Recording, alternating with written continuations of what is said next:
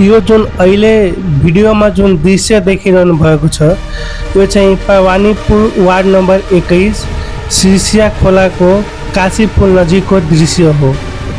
यो चाहिँ वीरगंज महानगरपालिका वार्ड नम्बर 21 मा पर्छ।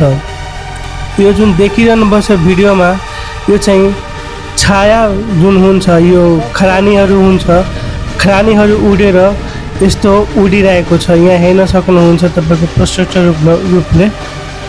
अनि यहाँ चाहिँ यही नजिक तपाईको बालगिरिया छ जुन चाहिँ असहाय बालकहरू बसिरहेको हुन्छ। यहाँ हेर्न सक्नुहुन्छ यो चाहिँ सिरसिया खोलाको नजिक चाहिँ विभिन्न कल कारखानाले आफ्नो कम्पनीमा युज गरिसकेपछि त्यसको खरानी त्यसलाई छाया पनि भन्छ त्यो चाहिँ तपाईको यहाँ खोला नजिक फाल्छन्। अनि यस्तो हावाहुरीको बेला चाहिँ यस्तो समयको बेला चाहिँ यस्तो त्यो खरानीहरू उडेर आउँछ। हेर्न सक्नुहुन्छ कति चाहिँ यो दिगदारी छ।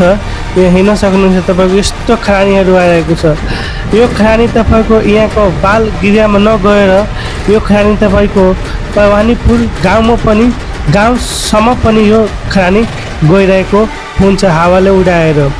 अब यो चाहिँ तपाईको यसमा चाहिँ कसले चाहिँ निगरानी गर्ने हो, कसले यसलाई रोकथाम गर्ने हो। हामी यसलाई यहाँको स्थानीय पनि पटक पटक चाहिँ यहाँ खोला त्यहाँ नफालौँ यस्तो नगर्न दिउँ भनेर चाहिँ गुनासो गरेको नगरपालिकामा, तर अहिलेसम्म पनि यो रोकथाम भएको छैन। यो तपाईको पुरै गाउँतिर हेर्न सक्नुहुन्छ कति तपाईको मतलब कि उडेर यस्तो गइरहेको छ।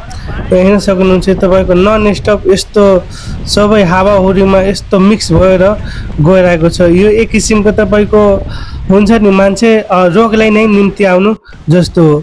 अब यहाँ भवानीपुरमा त विभिन्न ठुला ठुला कारखाना छन् भने उनीहरू आफ्नो फाइदाको लागि चाहिँ यस्तो गरिरहेको हुन्छन्। यो देख्न सक्नुहुन्छ घरभित्रको दृश्य हो जुन चाहिँ त्यहाँको बालगिरिया छ। त्यहाँको बालगिरियाको भित्र हेर्न सक्नुहुन्छ कस्तो खरानी छ, यति छ त्यहाँको भित्र हेर्न सक्नुहुन्छ कति छ, यसको जिम्मा कसले